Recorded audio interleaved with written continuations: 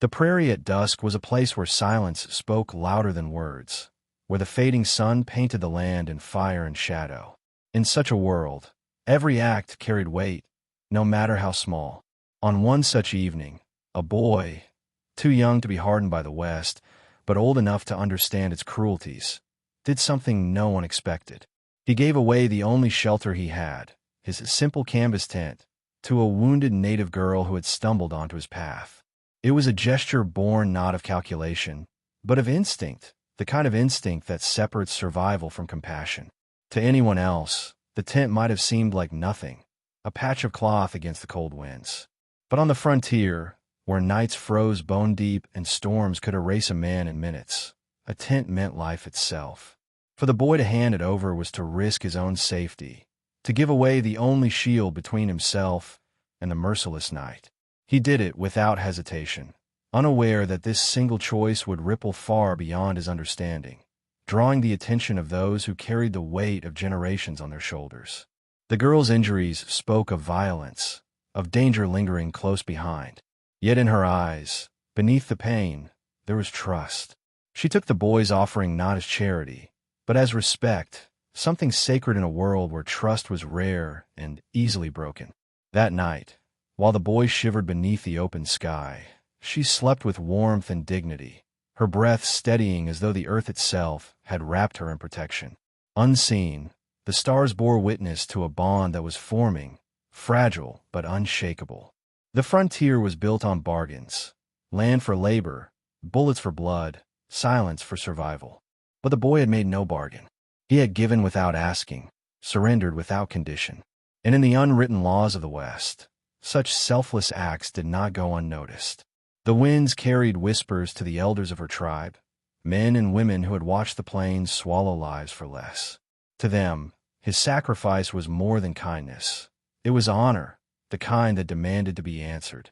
By dawn, the boy's life would no longer be his alone. As the first light crept across the horizon, shadows began to gather at the edge of his camp, not of enemies, but of figures who carried reverence in their silence. The elders had come, not with vengeance, but with gratitude. They had come to honor not just the boy, but the parents who had raised him in a land where compassion was rarer than rain. And in that moment, the boy would learn a truth the West seldom offered. Sometimes, the smallest gift could awaken a legacy greater than any man could build with his own two hands. The morning after the boy gave up his tent, the prairie seemed strangely alive. The air was crisp, the sky stretched wide, and yet there was a tension that clung to every shadow. He woke shivering from the cold, his lips dry, his body stiff from the unforgiving ground. Still, when he turned to look at the native girl resting beneath the canvas, he felt no regret. Her wounds had been cleaned, her breathing steady, and for the first time since she had stumbled into his camp, peace seemed to rest on her fragile form. The boy knew he had risked his life for a stranger, but deep down, it felt like the only choice he could have made. Not long after, distant figures began to appear along the ridgeline, moving with quiet certainty. The boy's heart pounded as he realized who they were. Elders of her people, men and women wrapped in garments that carried the weight of tradition. Their faces were stern, unreadable, yet their presence was commanding. They came not in anger, nor in haste, but with the solemnity of those who knew the land, listened to every step. The boy stood frozen, unsure if he would be judged a friend, or an intruder who had crossed a line he did not understand. The elders did not speak at first. They gathered around the girl, their eyes scanning her wounds, then turned toward the boy with an expression that made his breath catch. It was not suspicion he saw in their gaze, but something deeper, an acknowledgement of the sacrifice he had made. On the frontier, where men often took more than they gave, such an act was rare. They knew he had given up warmth and safety without asking for anything in return. And in their silence, the boy sensed something sacred. He had stepped into a story much larger than himself. That night, the boy's camp looked different. The fire, once small and uncertain, now burned brighter as the elders surrounded it, their presence casting long shadows against the prairie grass. They spoke in low tones, not in anger, but in a rhythm that felt like the heartbeat of the land itself. The boy could not understand their language fully, but he understood their eyes, their gestures, the way they looked at him not as a child but as one who had carried the weight of honor. It was both humbling and terrifying. When he finally lay down to sleep, the stars seemed closer than before, burning brighter against the dark sky. He realized that the West was not just about guns, cattle, and endless roads. It was about choices, and how those choices echoed across lives far beyond what one could imagine. He had given away his tent, a simple act of kindness, and yet it had drawn the attention of a people whose respect was harder to earn than gold. The boy closed his eyes knowing that from this moment on, nothing would ever be the same. The next morning, the boy awoke to find offerings placed neatly by the ashes of his fire. A bundle of herbs wrapped in leather, a carved feather polished by hand, and a pouch filled with dry berries. These were no ordinary gifts. They were symbols of gratitude, tokens that carried meaning only the elders could give. The boy held them carefully, his hands trembling, realizing these were not payment for kindness, but recognition of it. He had not just given up a tent. He had given something far greater, dignity to one who had been vulnerable. The girl, now stronger, rose with the help of the elders. She looked at the boy with eyes that held both gratitude and sorrow, as though she carried a story too heavy for her young shoulders. She did not speak much, but when she touched the carved feather and pressed it into his hand, he felt the weight of generations behind her gesture. The West was a place where survival demanded harshness, yet in this moment, he saw that honor and compassion could still carve their place in the dust. The elders began to speak among themselves, their words quiet but filled with purpose. The boy could not follow every phrase, but he sensed they were deciding his place in the story that had begun the moment he gave away his shelter. He was no longer just a boy alone on the plains. By his actions, he had become part of something that stretched far beyond his own family, his own campfire. He had entered into a legacy shaped by sacrifice and witnessed by the land itself. As the sun rose higher, the townsfolk who lived nearby began to hear rumors of what had taken place. Word spread quickly in settlements where gossip often traveled faster than the wind. Some dismissed it as nonsense, while others leaned in closer, whispering of a boy who had won the respect of native elders with nothing but selflessness. In a land divided by suspicion and fear, such a story carried power. It challenged the way people saw each other, forcing them to question the boundaries they had drawn in the dust. That evening, when the boy sat by his fire once more, he felt different. The prairie did not seem as lonely, nor the silence as heavy. He understood now that a single choice, one moment of giving without expectation, could ripple outward like a stone dropped into water. He had not sought honor, yet honor had found him. And in the vast emptiness of the West, where most men died nameless, the boy's name was beginning to echo, carried not by his own voice, but by the voices of those who had chosen to remember. The days that followed were filled with a strange stillness, as though the land itself was holding its breath. The elders remained near the boy's camp, not as intruders, but as guardians, their presence both protective and watchful. They spoke little to him, yet their silence carried weight, an unspoken acknowledgment that his act of compassion had bound him to something greater than himself.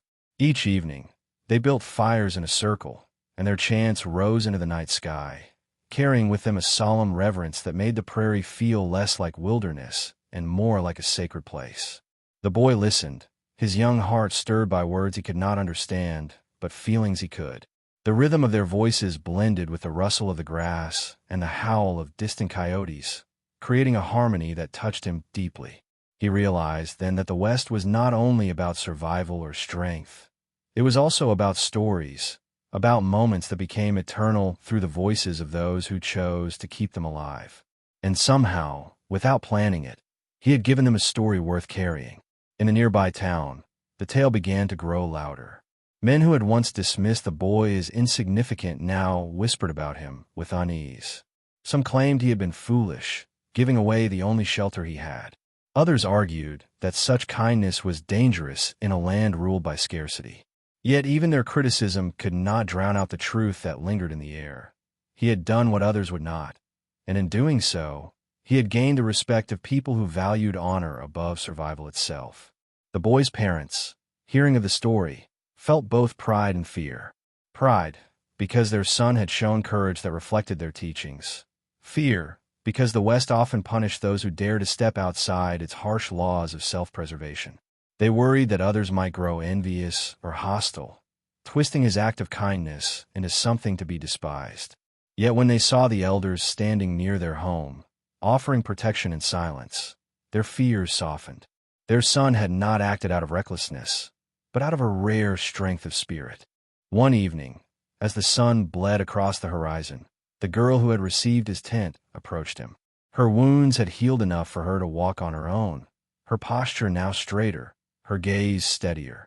She knelt before him, not in submission, but in gratitude, and whispered words he barely understood. Still, the meaning was clear.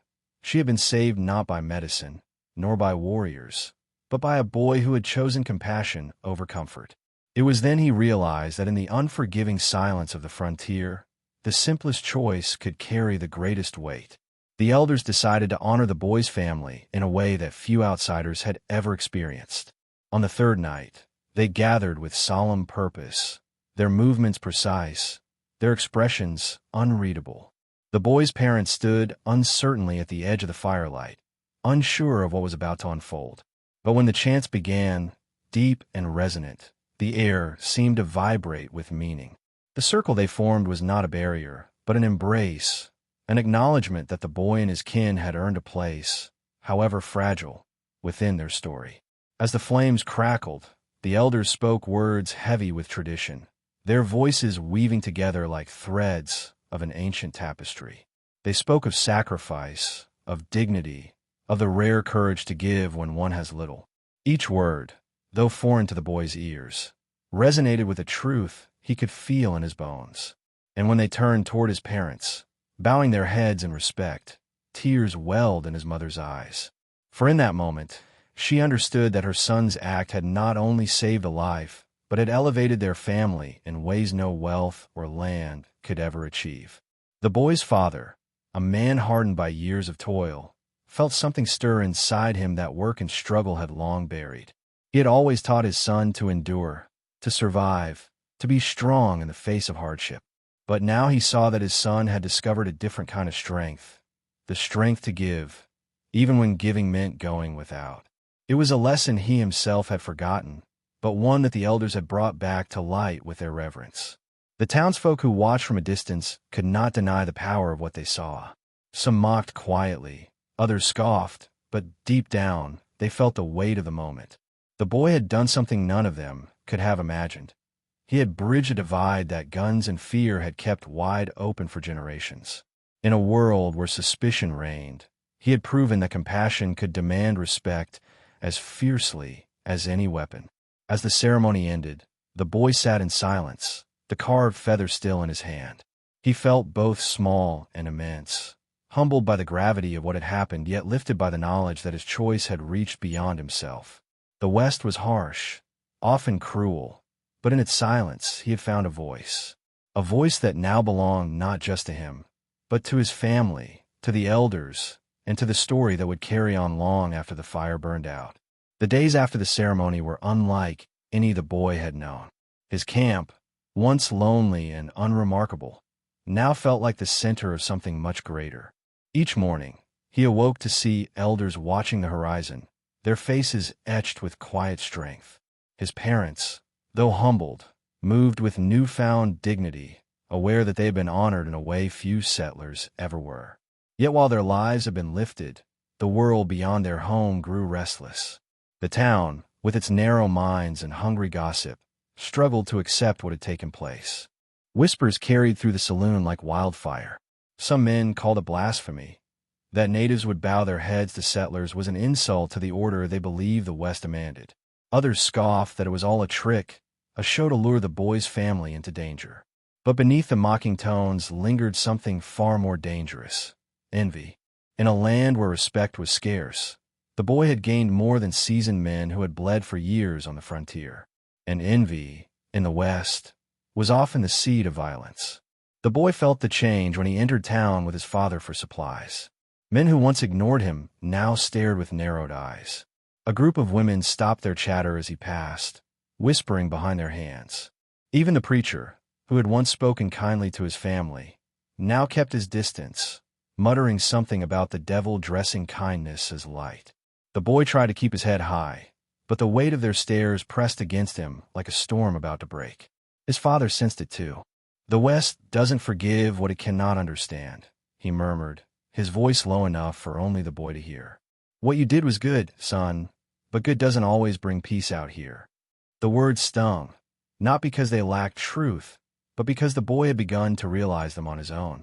He had given his tent without thought, expecting nothing, yet now he carried the burden of a legend that others would twist to suit their fears. Back at the farm, the elders remained steadfast. They did not flinch at the rising tension, nor did they retreat from the boy's side. Instead, they taught him in quiet moments, lessons not of weapons or war, but of listening, of watching, of understanding the land as more than soil to be worked. The boy's heart swelled with the weight of these teachings, for he began to see that his act of kindness was not an ending, but a beginning that demanded courage not just in giving, but in standing firm when others tried to strip away its meaning. The hostility from the town soon grew sharper. One night, under the haze of drink and the bitterness of envy, a few men gathered in the saloon and spoke of putting an end to the nonsense. They muttered about the danger of letting a boy and his family be exalted by people they considered outsiders. The rancher who led the whispers spat into the dirt, declaring that the honor given to the boy was stolen, that it made fools of men who had worked the land with sweat and blood. His words carried venom, and soon a plan began to take shape. The boy's mother felt it before anyone else. She noticed the way men lingered too long near their land, the way riders slowed as they passed, their eyes sharp and unwelcome. At night, she kept the lamps burning later than usual, her hands restless, her prayers quiet but urgent. She knew the West well enough to recognize the signs. Envy did not stay hidden for long. It crept, it spread, and it struck when the moon was high and the shadows were thick.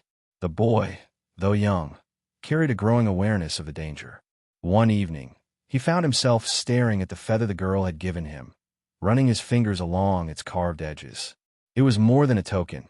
It was a reminder that his act had meaning beyond the smallness of men's jealousy. Yet he could not help but wonder, had he brought danger to his family by doing what was right? His heart ached with the question, for he knew that in the West, choices often carried prices no one could predict. The elders, however, did not falter. When the boy shared his fears, they spoke with calm certainty. "Honor is never given freely," one elder told him. "It is tested. The land watches to see if you can bear the weight of what you've done. And if you endure, the story will endure with you." Their words did not erase his fear, but they gave it purpose.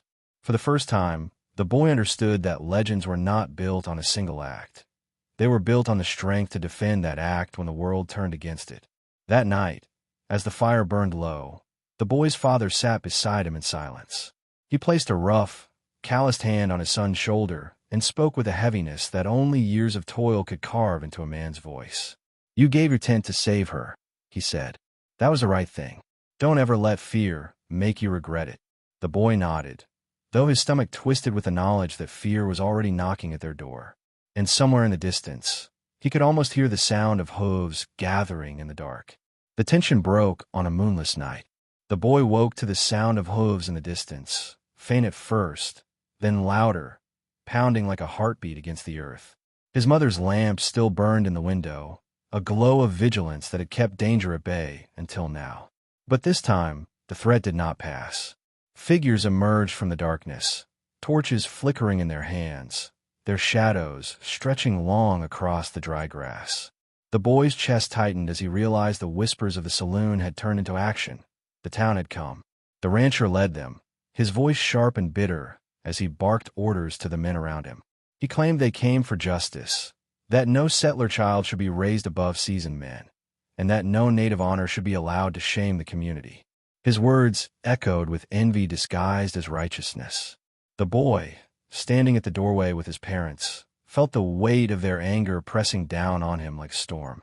He was young, small against the mob, yet his heart beat with the memory of why it had all begun.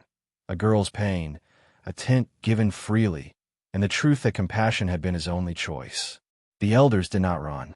They stepped forward into the glow of the torches, their faces calm, their eyes unwavering. Their silence was heavier than any weapon, a defiance rooted in generations of survival. They stood between the boy's family and the mob, their presence a shield forged not of iron, but of dignity. The men on horseback hesitated, their animals snorting and pawing nervously at the ground, as though the land itself resisted their advance. Even in their numbers, they could feel it. The prairie was watching. The boy's father gripped his rifle, though his hands trembled. He had fought the land all his life, but never men like this.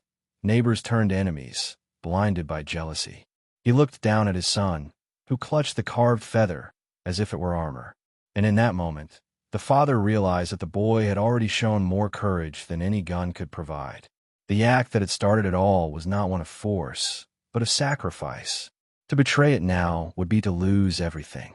As the mob pressed closer, the air seemed to thicken. The boy stepped forward, his voice breaking the silence. He told them what he had done, why he had done it, and how he would do it again if he had to. His words were simple, but they cut through the noise like steel. He had given up his tent not for glory, not for honor, but because it was right. For a moment, even the rancher faltered, his mouth opening, but no words coming. And in that fragile pause, the West itself seemed to hold its breath, waiting to see what would happen next.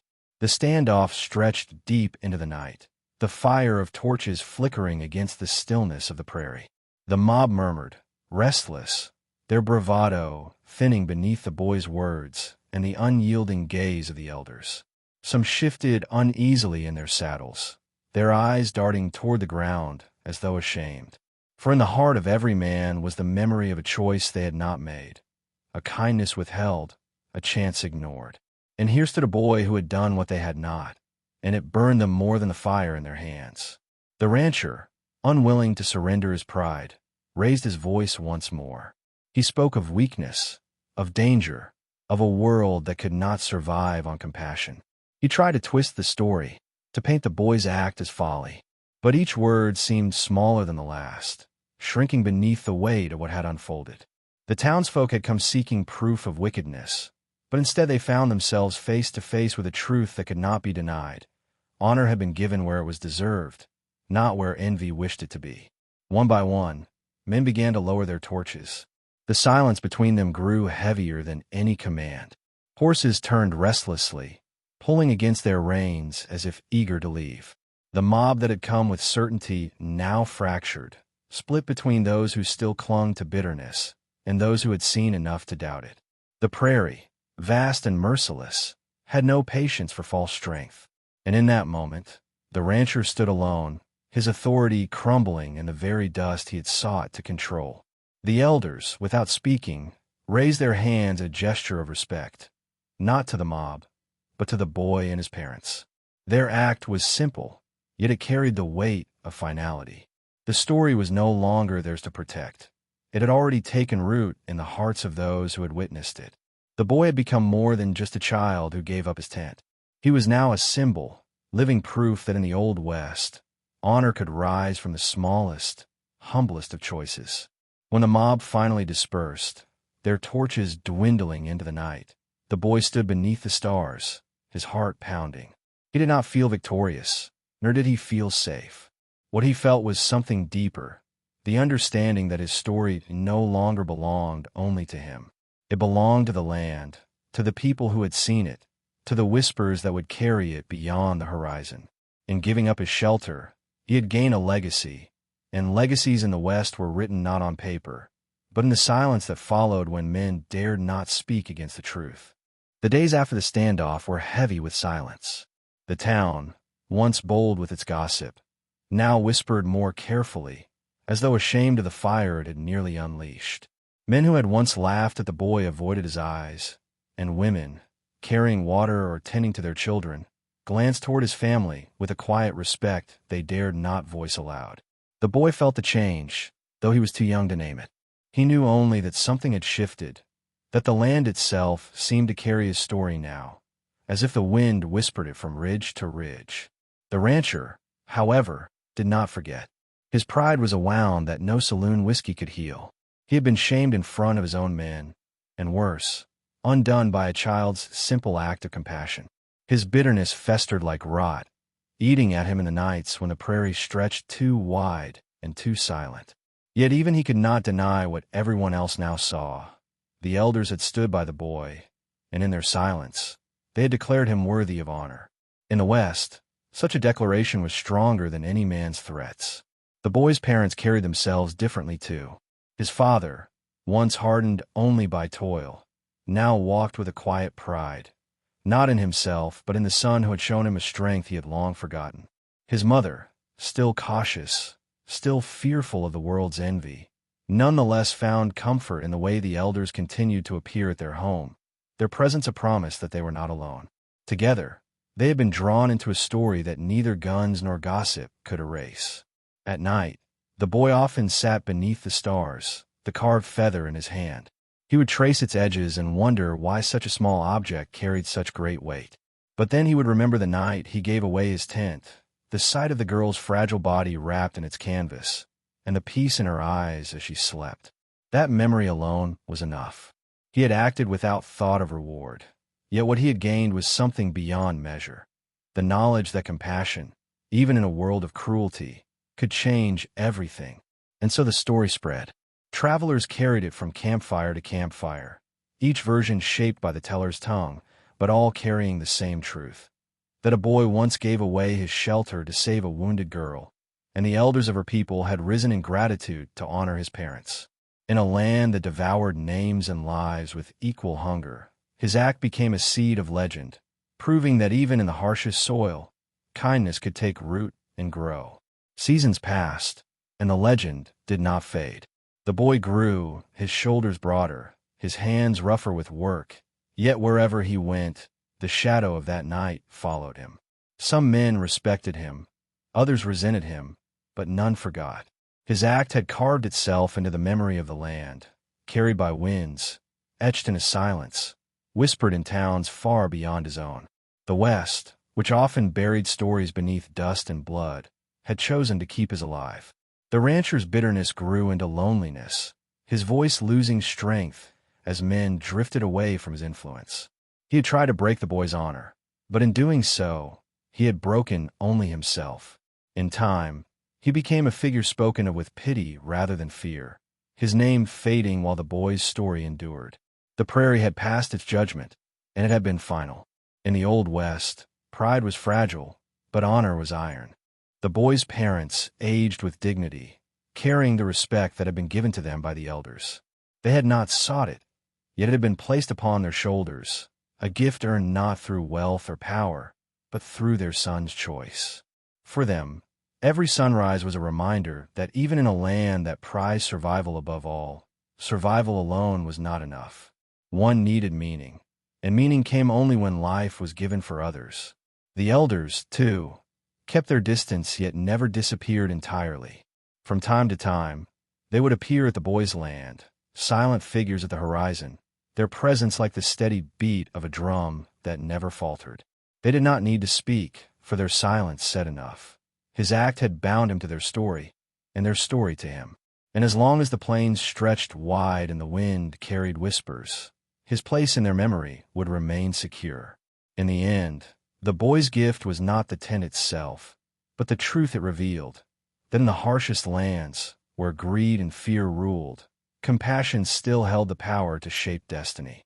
He had given away what little he had, and in return, he had gained what few ever found, a legacy.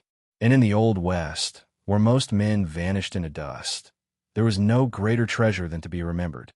In the vast silence of the prairie, the boy's act of kindness became something far greater than a single moment. What began with a wounded girl and a simple canvas tent grew into a story that defied the harsh laws of the West. In a land where most chose survival over compassion, he had chosen to give, and that choice had written his name into the soil itself.